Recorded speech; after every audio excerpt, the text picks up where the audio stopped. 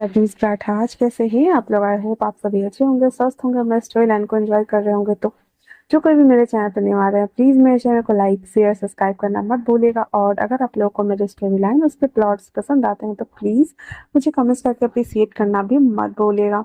Then हम चलिए आगे बढ़ते हैं। जिन लोगों को भी प्योर क्लासिकल लव स्टोरी सुननी है वो मेरे 30 रुपए के मेंबरशिप को बाय ऑन कर सकता है एंड देन मेरी फैमिली का हिस्सा बन सकता है। एंड जिन लोगों को भी तेलुगु फैन फिक्शन पसंद आती है वो लोग मेरे fourth channel Indian B purple cook को ज्वाइन कर सकते हैं, देन मेरे बीटीएस आर्मी का हिस्सा बन सकते हैं। तो चलिए हम आगे बढ़ते हैं। जहाँ लास्ट पार्ट में हमने देखा कि विंग जिसको वांगजी को देखते ही बहुत जोर का छौ उठा था और वो गुस्से में दांत पीसते हुए कहता है, लो नाम लिया कि मॉन्स्टर। हाँ जी। इससे पहले कि वो कुछ कर पाता, वांगजी फटक से उसके सामने आ चुका था और वो विंग के लिप्स को कैप्चर करके एक डीप इंटेंस किस करना स्टार्ट कर दिया था, जहाँ पे विंग अपने हाथ से वांगजी को साइड करने का कोशिश कर रहा था। लेकिन वांगजी जो कि उसे इतना ज्यादा मिस कर रहा था कि वो उसे अब उससे दूर रहा नहीं जा रहा था उसे, और वो बस उसे किस कर रहा था। किस करते करते उसे कमर से पकड़ लिया था और उसे ले करके वो बेड पे गिर जाता है धीरे धीरे करके। वांगजी विंग के सच को अनबटन करना स्टार्ट कर देता है एंड देन उसे ऊपर से ही हल्का हल्का हाथों से टच करते हुए कहता है, hey honey, I miss you, I miss you so much. तुम कैसे कैसे मुझे खुद को इतने इतने करीब लाकर भी दूर रहने दे सकते हो। हाँ, you know what, your husband. तो पिंक कहता है, no you are my monster boss only for. वैसे भी ये सब करना बंद करो वरना तुम्हारे फैंसों को बुरा लग जाएगा।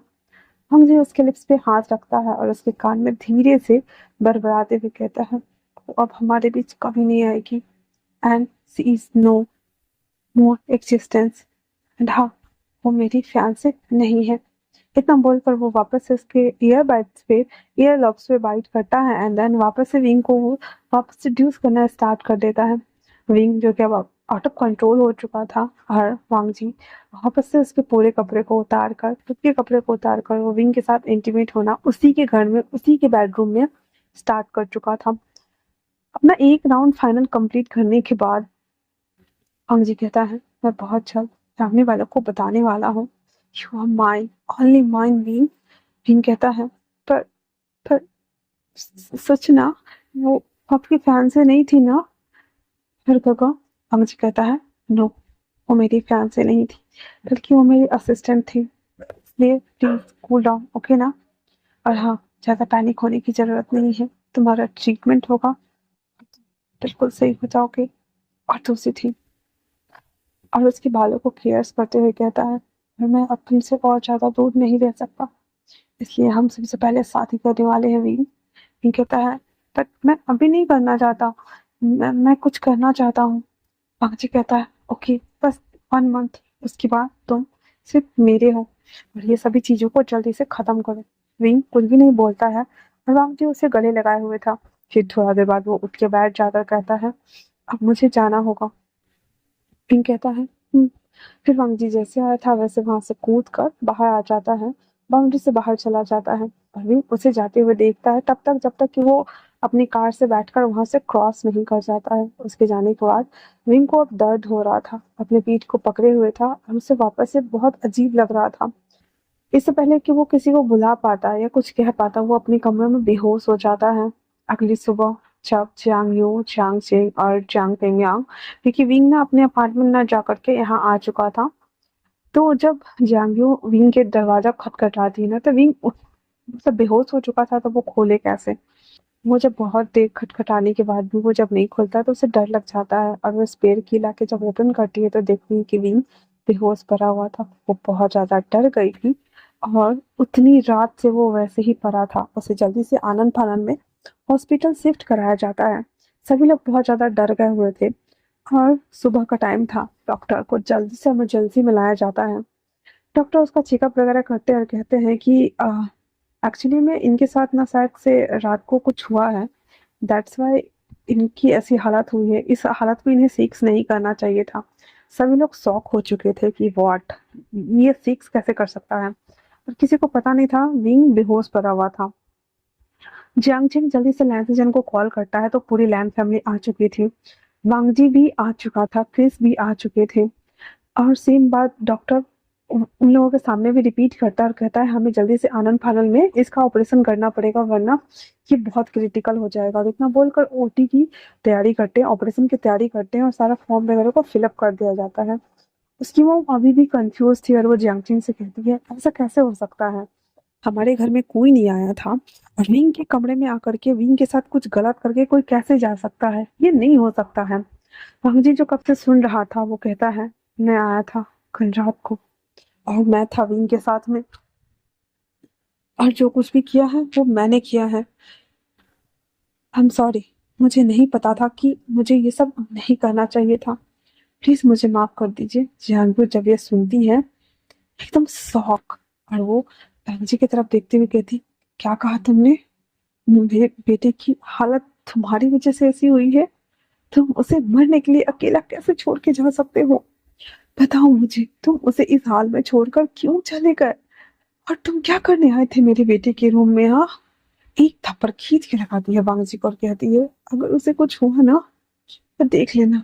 वांग जी थप्पड़ तो खा ही चुका है ऑलरेडी, वो एक्सेप्ट करते हुए कहता है हाँ मैंने किया है, सब कुछ मैंने किया था, क्योंकि क्योंकि वो मेरा हस्बैंड है, और हम दोनों शादीशुदा हैं, और हम आपसे आप सब लोगों को बताने वाले थे, बट उससे पहले ही ये सब कुछ ये सुनना हुआ ही था कि वापस से सभी लोग सदमे में चले गए थे और कहते हैं क्या बकवास कर रहे हो, हाँ ये क्या कह रहे हो।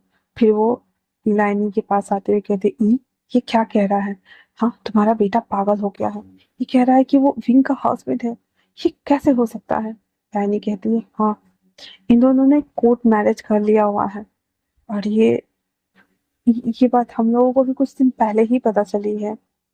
आह एक्चुअली में हमें भी नहीं पता थी, मुझे माफ कर दो यूं, क्यों कहती है नहीं नहीं, इतना बड़ा धोखा, मतलब मेरे बेटे ने मुझे नहीं बताया कि वो शादी कर चुका है। हाँ, और अगर उसने किया भी है तो मुझे कहता है नहीं उसने नहीं किया है, बल्कि मैंने किया है, वो भी बिना उसकी मर्जी के, और वो तो बस चुपचाप मेरी बात मानता आ रहा था, क्योंकि फिर वो स्टार्टिंग से लेकर के अभी तक का सारा बात जितना कुछ भी हुआ था, कैसे वो अब्रॉड चला गया, विंग को गलतफहमी हो गई, वो ऑल टू जेड बातें ना उसे बता देता है। जांग्यू सभी लोग वहां पे ना सबदम होके बैठे हुए थे, किसी को समझ नहीं आ रहा था कि मतलब क्या कहे, क्या कहा जाए, ये सब ना उन लोगों के दिमाग से परे जा रहा था, और वो बहुत ज्यादा घबराई हुई थी। कहती है इतना सब कुछ हो गया, और आज तक विंग ने कभी हमें बताया नहीं कि वो कभी किसी को लाइक करता है। वो जब वहां से लौटा था वो बहुत ज्यादा डरा हुआ था, सहमा हुआ था, किसी से बात वगैरह नहीं करता था। फिर धीरे धीरे वो सबसे बाइकआउट होने लगा, जब उसने कॉलेज भी ज्वाइन किया तब भी वहां पे उसके ज्यादा फ्रेंड नहीं थे, एक या दो ही थे। पर हमने कभी ये जानने की कोशिश नहीं की कि उस बोर्डिंग स्कूल में उसके साथ हुआ क्या था। सभी अपने अपने में ही बात कर रहे थे। वांगजी वापस से कहता है जब मैंने उसे यहाँ देखा तो मैं उसे अपना बनाना चाहता था, इसीलिए मैंने उससे जबरदस्ती शादी कर ली, और वो मना नहीं कर पाया। अगर आप लोग चाहते हैं मुझे पनिश करना तो मुझे पनिश करिए, बट बदले में मैं रिंग को छोड़कर नहीं जाने वाला, रिंग मेरा है और सिर्फ मेरा ही रहेगा। और इतना बोल करके वो वहां पे घुटनों पे बैठा हुआ था, कोई कुछ नहीं बोल रहा था। मैडम यू कहती है तुमने बहुत बुरा किया है, मैं तुम्हें माफ नहीं करूंगी, और इतना बोल करके और वो सब बैठे हुए थे। 2 घंटे बाद ऑपरेशन जब जो रूम का जो लाइट्स होता है वो ऑफ हो जाता है, डॉक्टर बाहर आते हुए कहते हैं कंग्रेचुलेशन, ऑपरेशन सक्सेसफुल रहा, बट हाँ सूजन होने की वजह से अभी उसके साथ कोई भी ऐसी दुर्व्यवहार नहीं होना चाहिए। डॉक्टर उतना बोल करके और चला जाता है। बाकी जितने भी स्टाफ थे वो सब, जो कंपाउंडर नर्स थी, विंग को आईसीयू वाले रूम में एडमिट करा देता है। विंग एकदम बेजान पुतले की तरह लेटा हुआ था, सभी लोग उसे देख रहे होते हैं और एक एक करके उसका ख्याल रख रहे होते हैं। पूरे 24 घंटे के बाद विंग को होश आता है, जहाँ पे सभी लोग थे। विंग धीरे धीरे अपनी आईज ओपन करता है, पूरे हॉस्पिटल के माहौल को देखता है, देख के मुआयना करने के बाद वो कहता है और खका इतना धीरे से भी उसने वांग जी का ही नाम लिया था। वांग जी उसके पास आते हुए कहता, हाँ हाँ विंग, मैं यही हूँ, तो तुम्हारा और खका यहीं पे है। तो वो कहता है, माँ माँ माँ माँ। तब जांगी वहां आती और कहती है, मैं यही हूँ विंग, क्या हुआ मेरे बच्चे, ये सब क्या हो गया। विंग धीरे धीरे बोलने का कोशिश तो कर रहा था, पर जांगी उसे चुप करा देती है और कहती है, तुम अभी आराम करो, बाद में मुझे बता देना। ये बोल करके विंग को वो सोने के लिए बोलती है। विंग भी आराम से पीसफुली सो जाता है, बिना कुछ उलूल जुलूल हरकतें करे या कुछ बोले हुए। वो सोता है, आराम करता है। 2-3 दिन तक सब कुछ ऐसे ही चल रहा था। अभी उस हॉस्पिटल में ज्यादा कोई था नहीं। जियांग की कोई फैमिली नहीं थी और वांग जी विजिटिंग आवर में विंग से मिलने आया था, जहाँ पे वांग जी आते ही विंग के फोरहेड पे किस करता है और उसे गले लगाते हुए कहता है, कैसे हो बनी। विंग कहता है, मैं अच्छा हूँ अरे बाबा, क्या घर में सबको पता चल गया हमारे बारे में। वांग जी कहता है, सबको पता चल गया है, पर आंटी ने मुझे माफ नहीं किया है। आंटी वो बहुत गुस्से में है और वो जब भी मुझे देखती है नफरत से मुझे ट्रीट करती है। विंग रोते हुए कहता है, मैंने कहा था ना कि मुझसे शादी मत करो, किसी को यकीन नहीं होगा और सबको लगेगा कि। वांगजी उसके लिप्स पे हाथ रखते हुए कहता है, शांत हो जाओ, तुम सिर्फ मेरे हो और हमेशा मेरे ही रहोगे, चाहे सिचुएशन जो भी आए, हम मिलकर उसका हैंडल करेंगे, ओके ना। इतना बोलकर उसके लिए वो नूडल लाया हुआ था, तो वो विंग को खिलाना स्टार्ट कर देता है। धीरे धीरे विंग नूडल्स खाता है और वांगजी को देख रहा होता है। अपनी रुआसी आवाज में कहता है, और काका, हम हम साथ रह पाएंगे ना। विंग कहता है, विंग की बात सुनने के बाद वांगजी विंग से कहता है, विंग, तुमने एक जग जीत ली है, तुम सेफली वहां से लौट आए हो। तुम्हारा जो फर्स्ट स्टेज का कैंसर था वो भी ठीक हो रहा है धीरे धीरे। दूसरी बात, आंटी मैं उन्हें मना लूंगा। और तीसरी बात कि तुम ऑलरेडी मेरे हो, बस दुनिया वालों के सामने में हमें शादी करनी है और बस बताना है कि तुम मुझे बिलोंग करते हो, दैट्स इट। इतना बोल करके और वो वापस से विंग को खाना खिलाता है, उसे अच्छे से पैम्पर करता है। वहीं पे जियांग विंग से मिलने आई होती है, तो वो देख रही थी कि किस तरीके से वांग जी विंग को पैम्पर कर रहा है, खाना खिला रहा है, उसका ध्यान रख रहा है, कितना मतलब उसकी केयर कर रहा है, वो सभी थिंग्स। बट फिर वो अंदर आकर एकदम फ्यूरियस होते वांग जी पर चिल्लाते हुए कहती है, हाँ क्या कर रहे हो तुम, हाँ। वांग जी कहता है, आंट यू, मैं बस विंग से मिलने आया था, सॉरी। और मैंने अब अपने हस्बैंड को देख लिया है, अब चाहे तो आप उनसे बात कर सकते हैं। इतना बोलकर वो ग्रीट करके वहां से सीधे चला जाता है।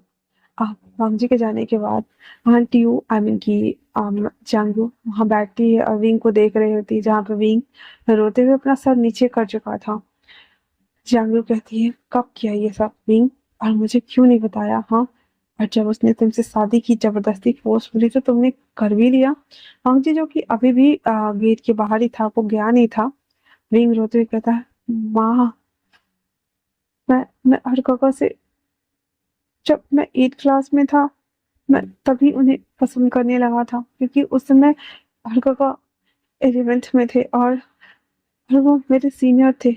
आ, वो वो मैं उनसे रोज बातें करता, उनके साथ रहता, वो मुझे हेल्प भी करते थे मैथ और साइंस पढ़ाने में। बट एक दिन मैंने सुना कि सर ने कहा कि मेरी वजह से उनकी लाइफ बर्बाद हो रही है, स्पॉइल हो रही है मम्मा।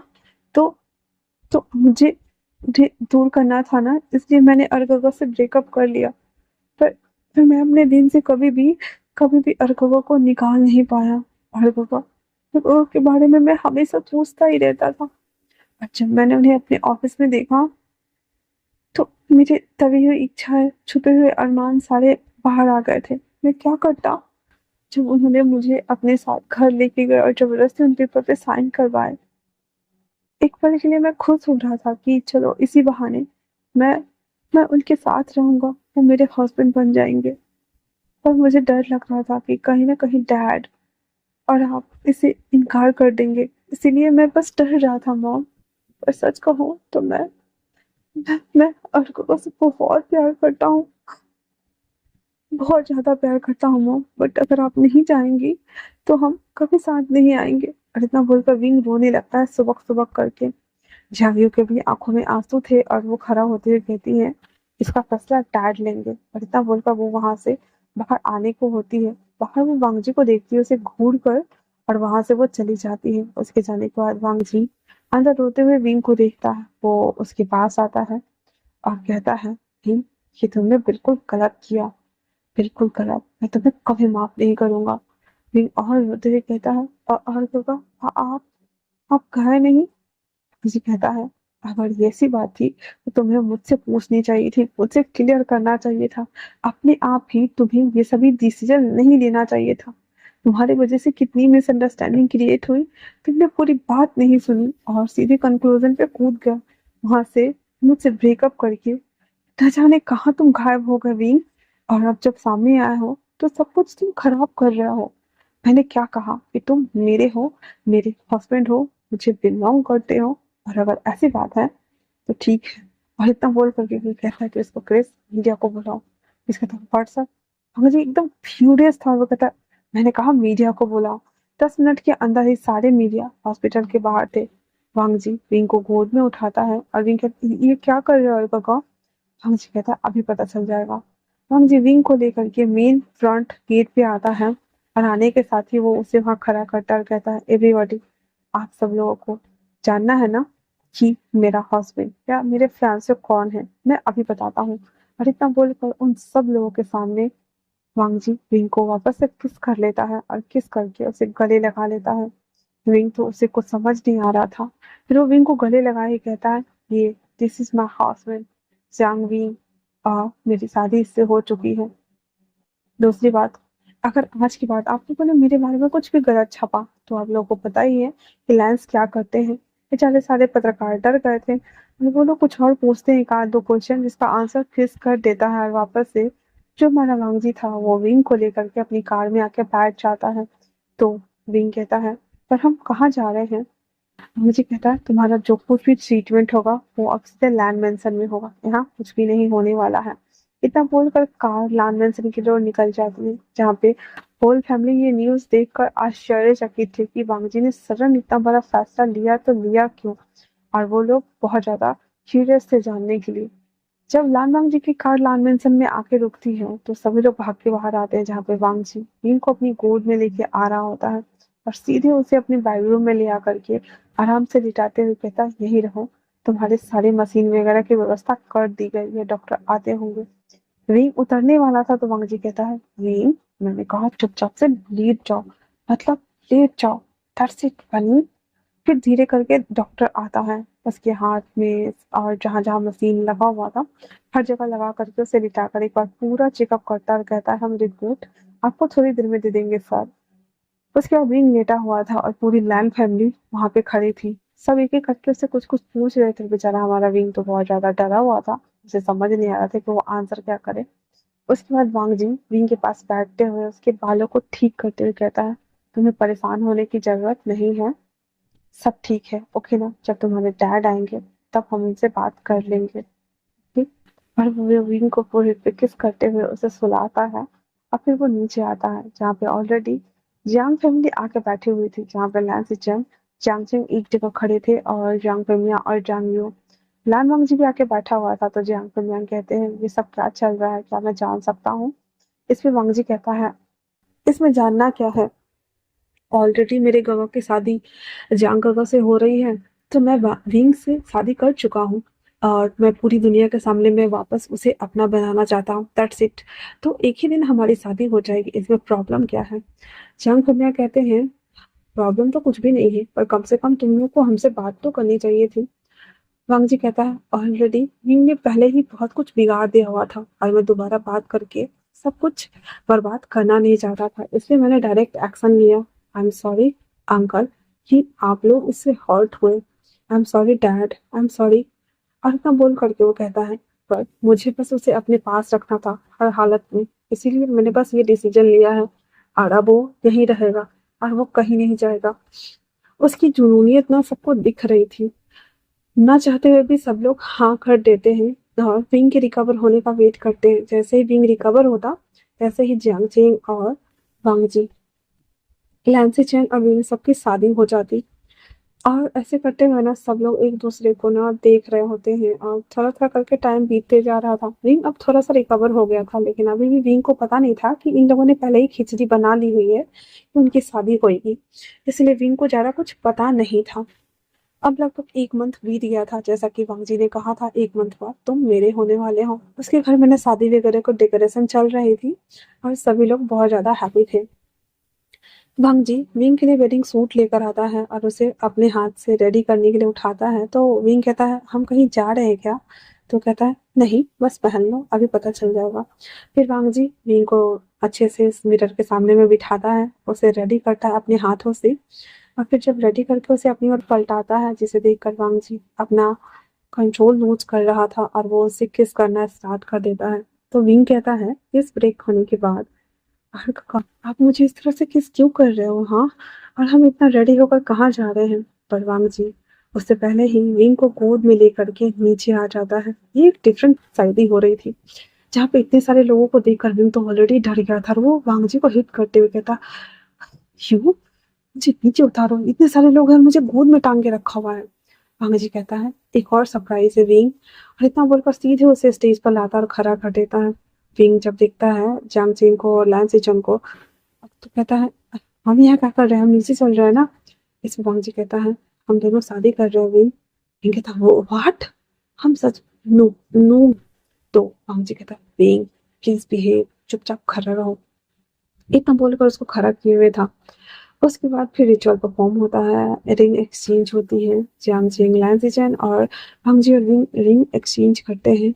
और उसके बाद जिससे जैसे बोल रहे थे एल्डर एंसेस्टर एक दूसरे को रीड करते हैं, बो डाउन करते हैं एंड देन किस करके शादी को लॉक करते हैं। लॉक होने के बाद चारों कपल सबका आशीर्वाद लेते हैं एंड देन पार्टी को एंजॉय करते हैं, क्योंकि शादी के बाद रिसेप्शन पार्टी रखी गई थी। पार्टी एंजॉय करने के बाद सभी एक दूसरे से बातें कर रहे थे, खाना वाना खाते हैं और रात को वो लोग अपने अपने रूम में, आई मीन की जियांग पेमयांग और जांग यून विंग को और जियांग जिंग को वहां पे विदा करके, हालांकि विंग तो वहीं रहता था और वो लोग कभी कभी आते थे विंग से मिलने के लिए, लेकिन आज फाइनली जियांग जिंग को और विंग को विदा करके और वो लोग अपने मंजिल चले आए हुए थे। और यही दूसरी तरफ दोनों कपल अपने कमरे में जाकर के अपने हॉट से वेडिंग नाइट को एंजॉय करते हैं। मॉर्निंग में विंग की तबीयत ज़्यादा सही नहीं रह रही थी, तो जो कि उसका ऑपरेशन हुआ था उस वजह से, तो वांग जी ज़्यादा प्रेशर नहीं करता है विंग को और उसके साथ सब कुछ आराम आराम से ही कर रहा था। तो विंग सुबह में ठीक ठाक था। तो जब वांग जी उठ करके ऑफिस के लिए रेडी हो रहा था, तो विंग कहता है क्या मैं भी ऑफिस चलूँ? मैं तो बोर ही हो जाऊंगा घर पे रह के, वैसे भी मैं 1 मंथ से घर पे ही हूँ। और दूसरी बात ये कि आज हमारे शादी का पहला दिन है, तो क्या तुम मेरे लिए यहाँ रुक नहीं सकते? वांग जी कहता है सोच लो, अगर मैं रुका तो फिर तुम्हारे साथ अच्छा नहीं होगा। विंग कहता है तो क्या हुआ, अब तो हमारी शादी हो गई है ना, अब तो मैं जितना मन चाहूँ उतना व्हाइट फिश खा सकता हूँ, पी सकता हूँ ना। इसकी बात सुनकर वांग जी के चेहरे पर एक इविल स्माइल आ गई थी और वापस से वांग जी विंग के साथ हॉट नॉट करने में शुरू हो गया था। वो लगभग दोपहर के टाइम में बाहर आता है, दोनों विंग और वो दोनों। और विंग को उसने पेन किलर दिया हुआ था। वांग जी बार बार विंग से पूछ रहा था कि उसे स्टमक में कोई प्रॉब्लम तो नहीं हो रही है ना, उसे दर्द तो नहीं हो रहा ना। पर विंग हर बार बोलता था नहीं नहीं वो ठीक है, अच्छे से है। और वहीं दूसरी तरफ जियांग जिंग और लैन सिचन भी थोड़ा सा लेट उठे थे और सब लोग तो दोपहर में आए थे, जहाँ पे उसकी मॉम थोड़ा सा मतलब फ्यूरियस थी कि ये सब क्या हो रहा है। बट वांग जी और वो दोनों कुछ भी नहीं बोलते हैं। शाम के टाइम में वांग जी और लैन सिचन ऑफिस चले गए हुए थे, तो घर में उसकी मॉम, जियांग जिंग और वी तीनों थे। वो सब बातें कर रहे थे। तो जियांग जिंग को एक इम्पोर्टेंट मीटिंग अटेंड करनी थी, जिसकी वजह से जियांग फेमिया ने जियांग जिंग को बोला था कि तुम मीटिंग अटेंड कर लो। तो वो चला जाता है लाइव मीटिंग अटेंड करने के लिए। इधर विंग और जो लैनी थी वो दोनों बात करते हुए किचन में टाइम स्पेंड कर रही होती है। लैनी विंग को हैप्पी देख करके बहुत ज्यादा हैप्पी थी, क्योंकि वांग जी नॉर्मली किसी से अपनी दिल की बात कहता नहीं था। पर जब से विंग आया था वो थोड़ा सा नॉर्मल रहने लगा था और यहाँ पे मतलब कि लैंड हाउस में वो रहने लगा था, वरना वो अपने पेंट हाउस में ही रहता था।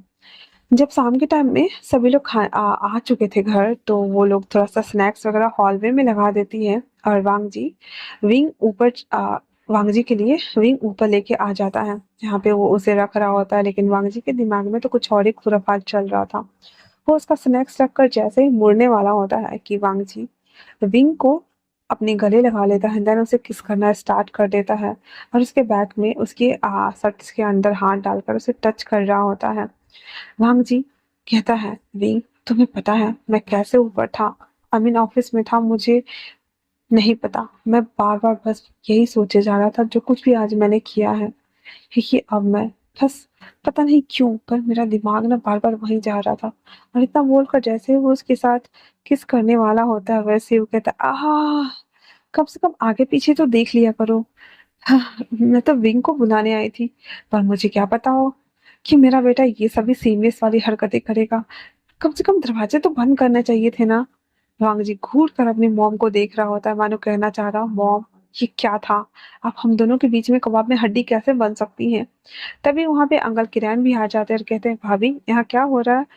तो वो कहता है, कुछ नहीं, बच्चे रोमांस कर रहे हैं किरण, चलो हम चलते हैं। बेचारा हमारा विंग पानी पानी हो गया था और कहता है, हाँ मॉम मैं आता हूँ। उसकी मॉम कहती है, कोई बात नहीं तुम बाद में आ जाना। और वांग जी कहता, ऑब्वियसली ये अभी नहीं जाएगा, आप जाओ, बाद में ये आ जाएगा मॉम। उसकी मॉम कहती, हाँ हाँ ठीक है ठीक है। तो इतना बोलकर दरवाजा को सटा रही होती तो विंग कहता, नहीं नहीं मैं नीचे जा रहा हूँ। वांग जी कहता, विंग तुम नहीं जा सकते। विंग आंख दिखाते हुए कहता, मॉम भाई क्या बोल रहे हो। वांग जी कहता, मैंने कहा ना तुम नहीं जा रहे, और मॉम प्लीज नेक्स्ट टाइम से आप डोर को नॉक करके आया कीजिए। इसकी मॉम कहती, ओके ओके सॉरी, रात में रात में भी तो कर सकते हैं, आजकल के बच्चे भी ना, और ऐसे बोल करके बेचारे वहां से 9 2 11 होती है। उसके जाने के बाद विंग कहता है, ये क्या बात है, हाँ तुम सच में मॉन्स्टर के मॉन्स्टर ही रहोगे क्या। तो वांग जी कहता है, yes I am monster baby. और इतना बोल करके वापस से विंग को किस करते करते बेड पे लाता है। तभी उसके अंकल कहते हैं, तुम दोनों कितना शोर करते हो, तुम्हारी आवाज सीढ़ी तक आ रही है, ऐसा ना हो कि तुम्हारी कुछ और साउंड है ना नीचे तक आ जाए, दरवाजा तो बंद कर लो। बेचारा वांग जी फुल्ली इरिटेट हो गया था। वो सीधे उठ के आता है और अंकल के मुंह पे दरवाजा टक से बंद करता है।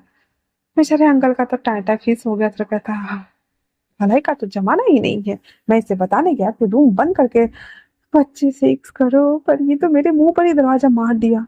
लो अंकल खा लो दरवाजा।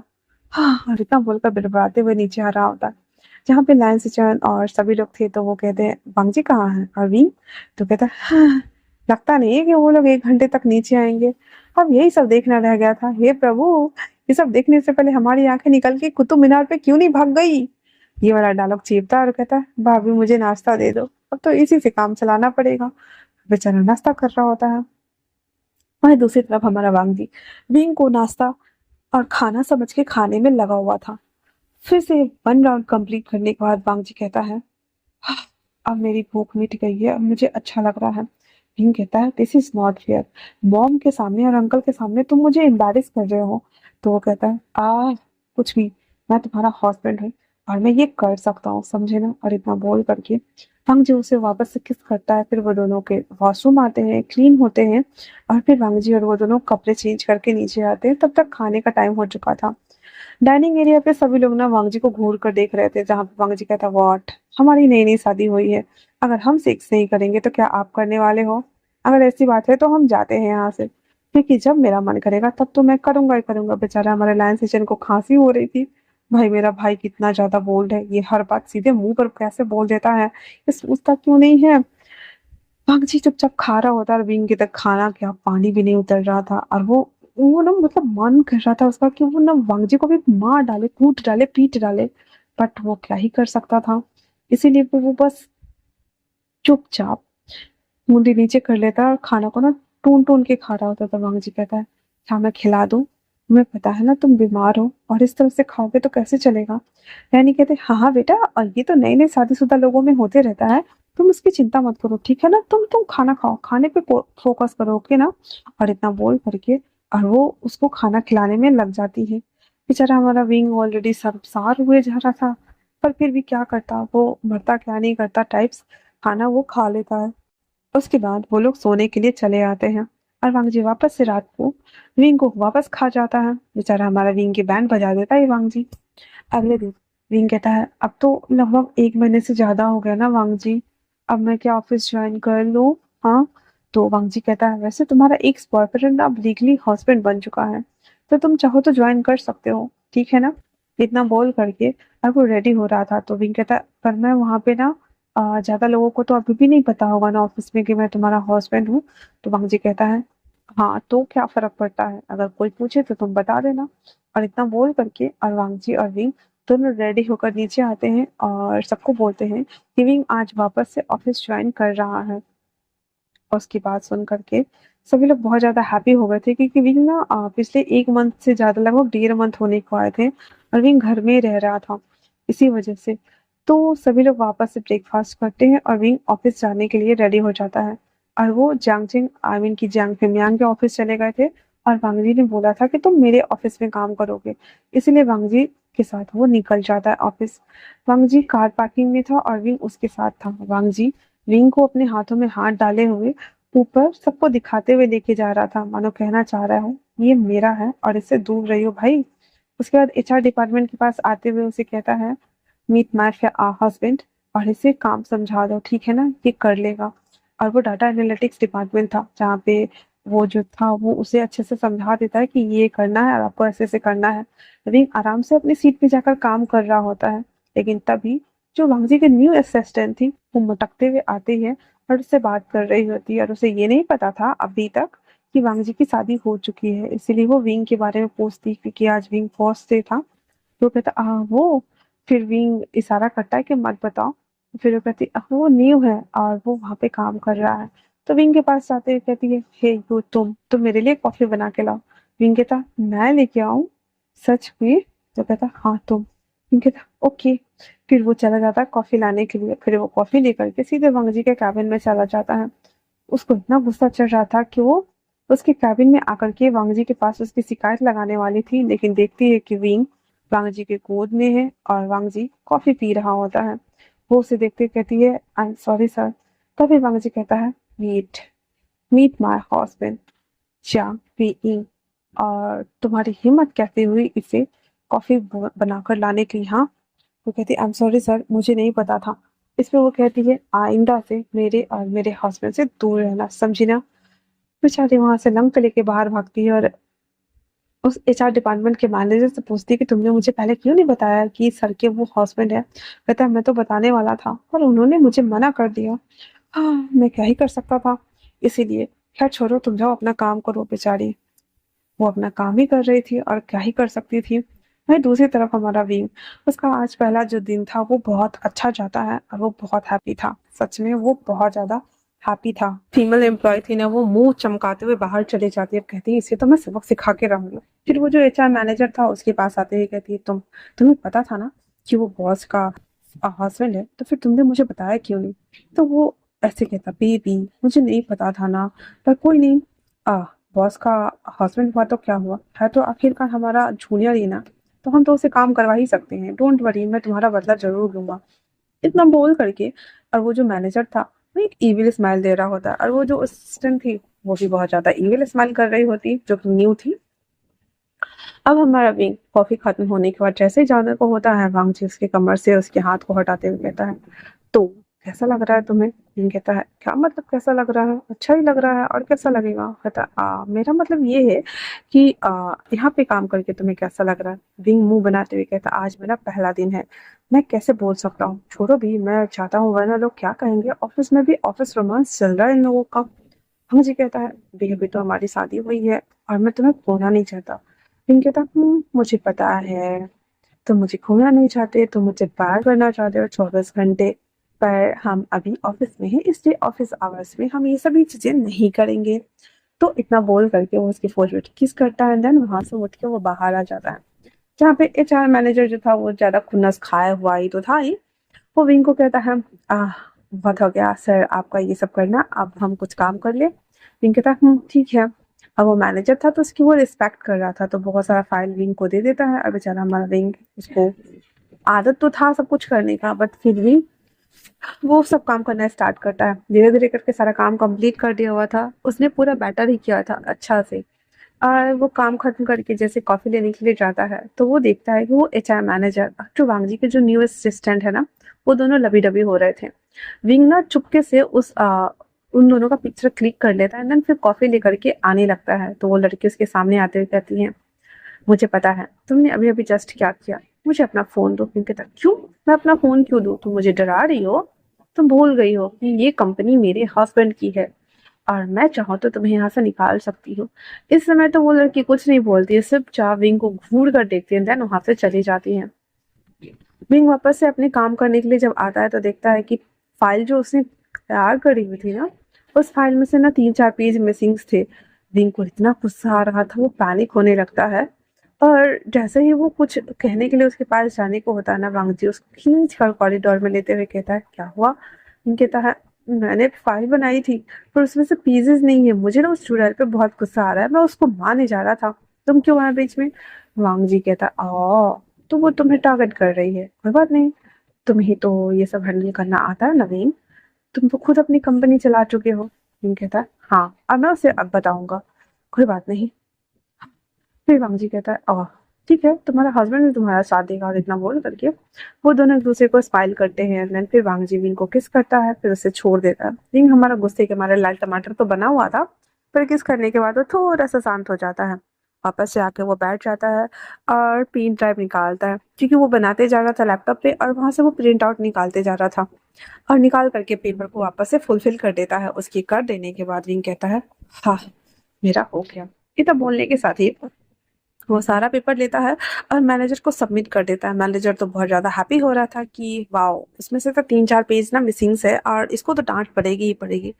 लेकिन जैसे ही ये करके सारा फाइल देख रहा था, हालांकि उस फाइल में कोई कमी नहीं थी, पर विंग को डांटने के लिए वो ना झूठ मूठ के उस फाइल में से कमियां निकाल करके विंग को डांटना शुरू कर देता है कि तुम न्यू इंटर्न हो, ऐसे कैसे काम कर सकते हो, हम तुम्हें ज्यादा कुछ नहीं कह रहे हैं, बट इसका ये मतलब नहीं है, ये एक बहुत बड़ी रेपुटेटेड कंपनी है, आपकी कंपनी छोटी हो सकती है, एंड और जितने भी होते हैं ना वाहियात बातें, वो सारी चीजें ना विंग को सुना रहा होता है। बेचारा हमारा विंग का वापस से मुंह बन गया था, मैं इतना अच्छा से करके आया, ये मुझे सुना रहा है, इसको तो मैं छोड़ूंगा नहीं।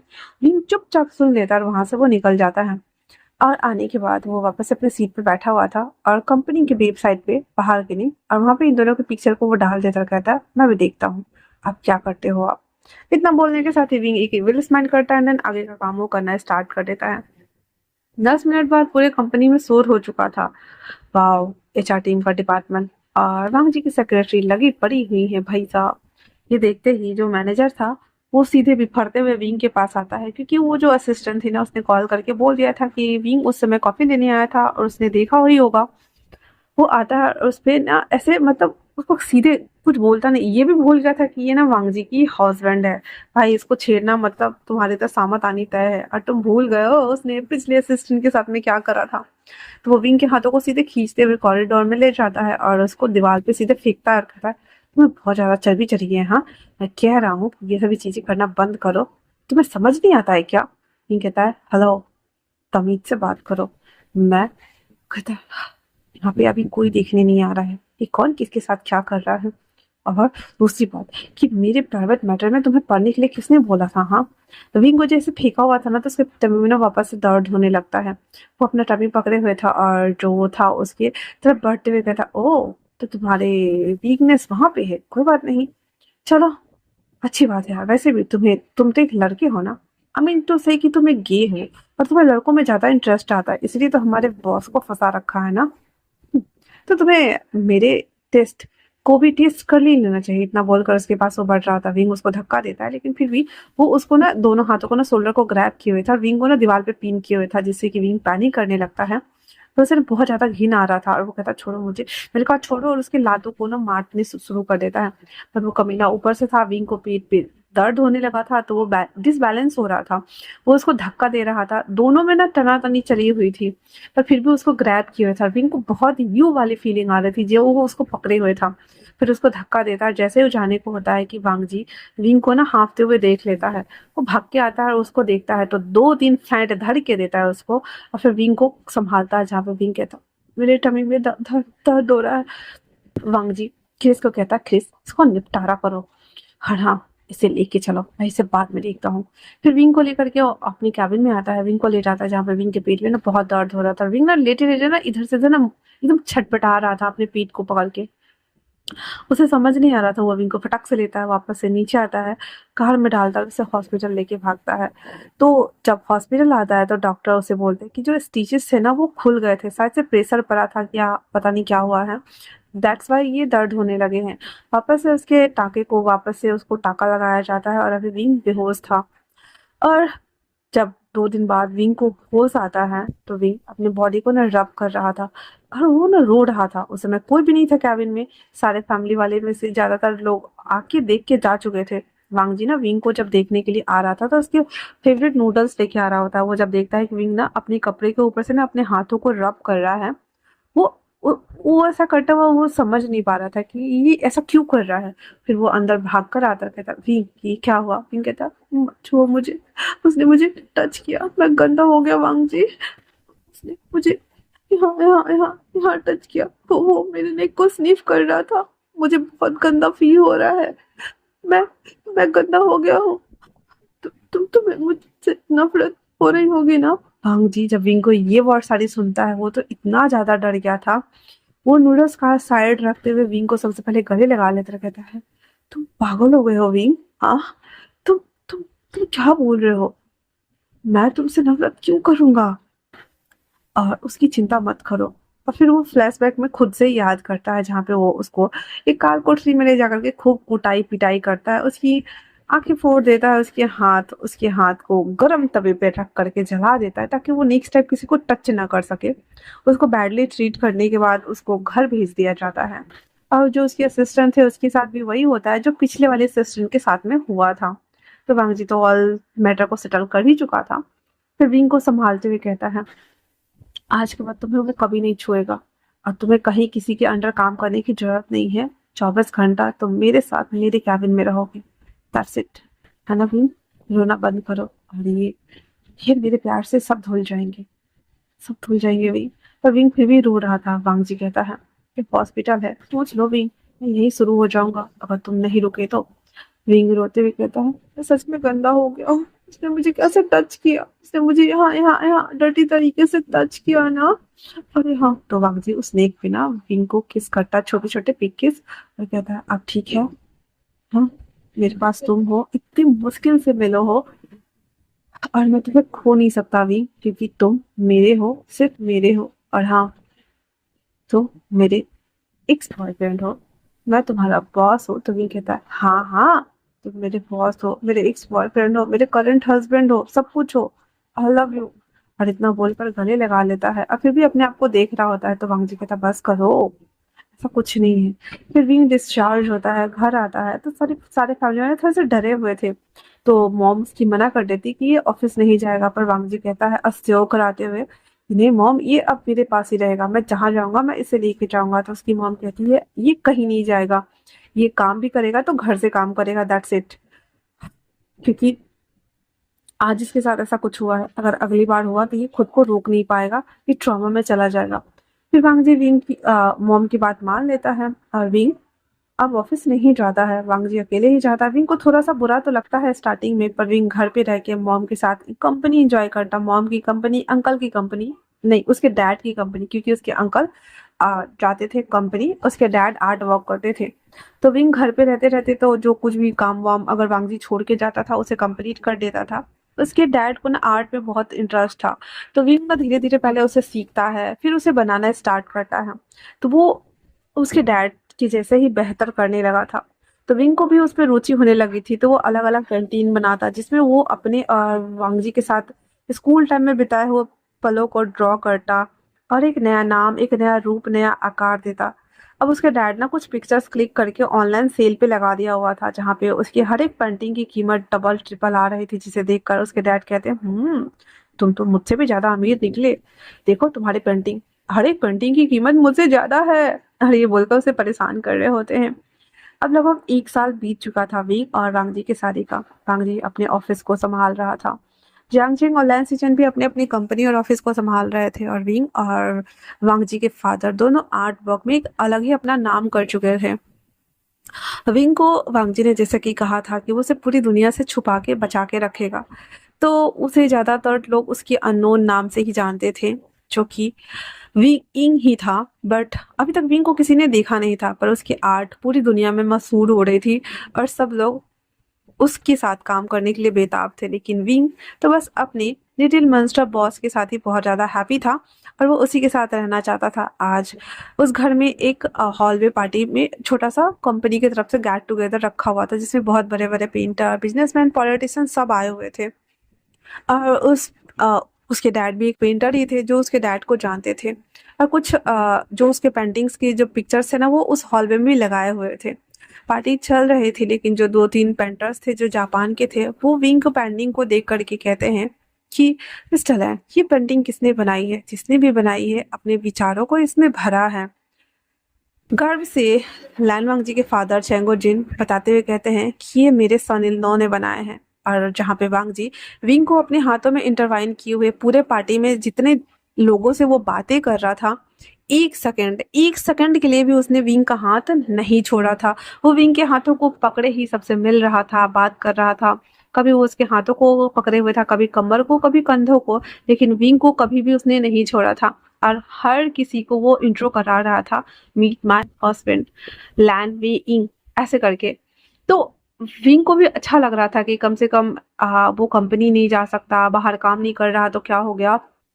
बट हाँ, आज उसके बिजनेस से दुनिया से रिलेटेबल जितने भी लोग हैं बड़े बड़े, वो सब विंग को वांग जी के एज अ हस्बैंड के तौर पे जान रहे हैं, और सब आधे से ज्यादा लोग जानते हैं।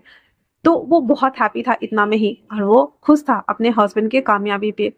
वहीं जब वो जो पेंटर्स थे ना, वो बहुत ज़्यादा खुश हो गया था विंग को देखकर और कहता है कि मुझे इनके साथ काम करना है।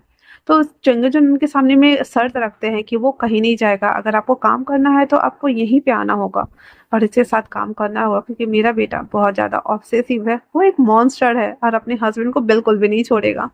वो कहता है मॉन्स्टर का क्यूट पपी एंजल, और इतना बोलकर वो दोनों मुस्कुरा रहे होते हैं। पार्टी खत्म हो जाती है। उसके बाद वो पेंटर जो जापान के थे आर्टिस्ट, वो वांगजी से बात करने के लिए रुका हुआ था। उन लोगों के जाने के बाद वांगजी से वो बात करता है कि ऐसे तो मुझे ये कहने का कोई हक नहीं है, बट फिर भी क्या मैं आपके हस्बैंड के साथ काम कर सकता हूँ?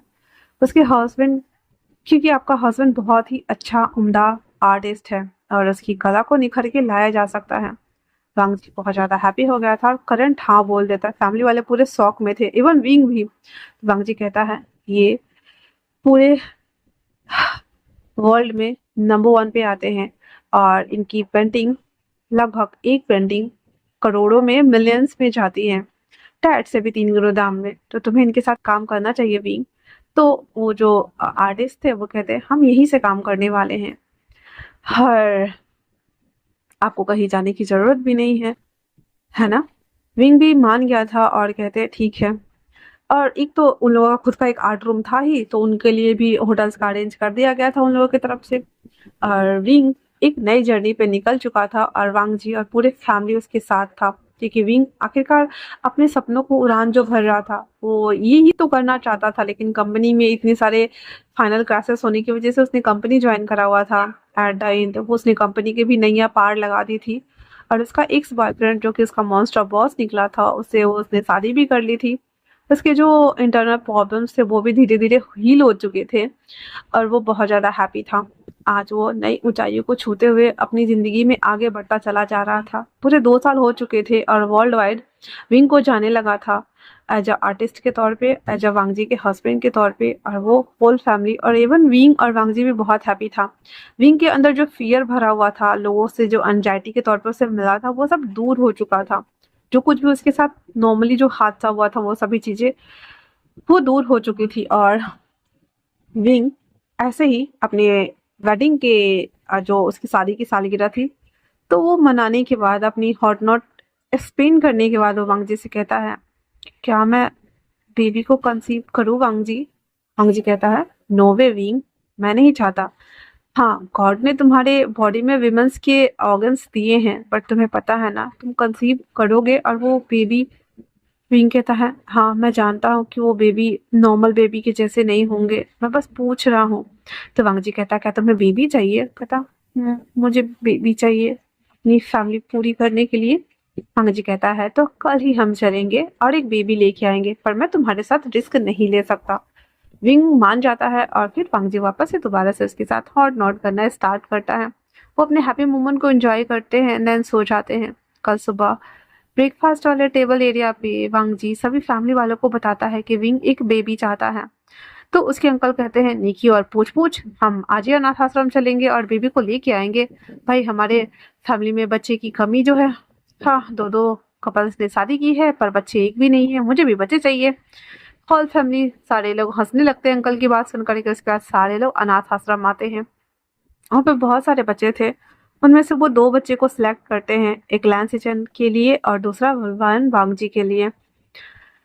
वो दोनों उससे उसका नाम पूछते हैं, जहाँ पे एक बेबी अपना नाम युवान बताता है तो दूसरा बेबी अपना नाम इंगजी बताता है। वो दोनों का नाम सुन करके वो कहता, नाम तो काफी अच्छे हैं, सूट भी कर रहे हैं, क्यों ना हम इन्हीं दो दो बेबी को ले चले अपने घर। उसके बाद पूरी प्रोसीजर को फॉलो किया जाता है। जियांग जिंग भी युवान को पाकर बहुत ज्यादा हैप्पी था और उसे गले लगाते हुए कहता है, आज से हमें डैडा बुलाओगे ना। युवान हाँ में सर हिला देता है, क्योंकि उसे एक नई फैमिली मिली थी और निंगजी थोड़ा सा छोटा था। तो वो ना विंग को टुकुर टुकुर देख रहा था, उसे देखते कहता, मामा। विंग शॉक और कहता, नो पापा। कहता, नो मामा। और वो बोला पापा, तो कहता मामा। और वो बच्चा ना वापस से मामा कर रहा था। वांग जी हंसने लगता, कहता क्यूट है ना, बिल्कुल तुम्हारी तरह। फिर उसे गोद में लेते हुए कहता है, and I am your dad. बच्चा बोलता है पापा। और उसकी वॉइस सुनकर सारे लोग हंसने लगते हैं, क्योंकि युवान ने जियांगशी को डैड बोला था और लैंसिचन को भी डैडी ही बोला था, बट ये तो पापा बोल रहा था। उसकी वॉइस सुन करके सारे हंसने लगते हैं, कहते हैं नो बेबा, डैड। कहता है नो पापा। और ऐसे वो बोल रहा था। फिर सारे हंसने लगते हैं, कहते हैं सच में। फिर वो सारे घर आ जाते हैं और उनको अच्छे से रेडी वेडी कर करके और एक होल फैमिली पिक्चर क्लिक कराया जाता है। और सब दो नन्हे मेहमान को पा करके बहुत ज़्यादा हैप्पी थे। तो इसी के साथ ये वन शॉट भी यहीं पे ख़त्म होता है। मिलते हैं new series, new chapter, new story के साथ में। तब तक के लिए थैंक्स फॉर वॉचिंग।